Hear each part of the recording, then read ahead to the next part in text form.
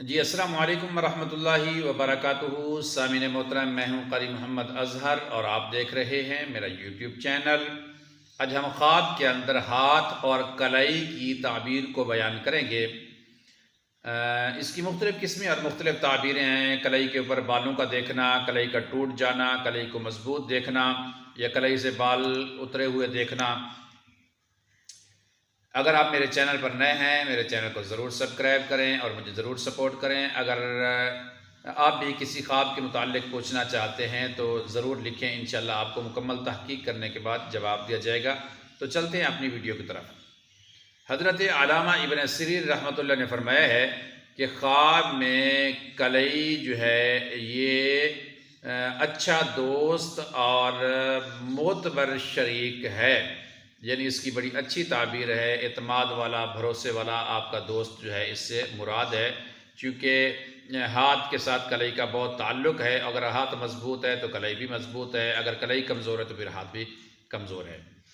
تو حضرت علامہ ابن سیرین رحمۃ اللہ نے لکھا ہے کہ اگر کوئی شخص یہ دیکھتا ہے کہ اس کی ہاتھ کے پیچھے کلائی جو ہے وہ مضبوط ہے، تو اس کی تعبیر میں حضرت علامہ ابن سیرین رحمۃ اللہ نے لکھا ہے کہ اس کے جو دوست ہیں وہ با اعتماد ہیں، اس کے ساتھ کھڑنے والے ہیں، دکھ سکھ میں اس کا ساتھ دینے والے ہیں، معتبر شخص ہیں، اچھے ہیں۔ ان کو اپنے دوستوں کے اوپر اعتماد کرنا چاہیے۔ اگر ہاتھ کی کلائی کمزور ہے تو پھر اس کا مطلب یہ ہے کہ اس کے دوست جو ہیں وہ کمزور ہیں، کسی بھی وقت اس کو چھوڑ سکتے ہیں، مشکل وقت میں اس کا ساتھ چھوڑ سکتے ہیں۔ ان کے اوپر زیادہ بھروسہ اور اعتماد نہیں کرنا چاہیے۔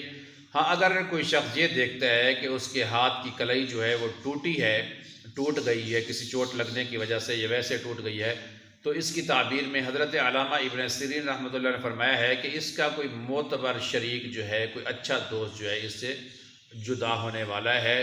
ایسا خواب دیکھنا بالکل اچھا نہیں ہے۔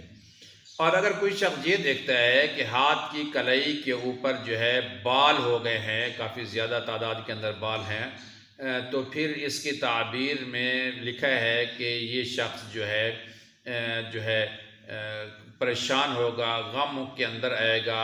ایسا خواب دیکھنا بالکل اچھا نہیں ہے۔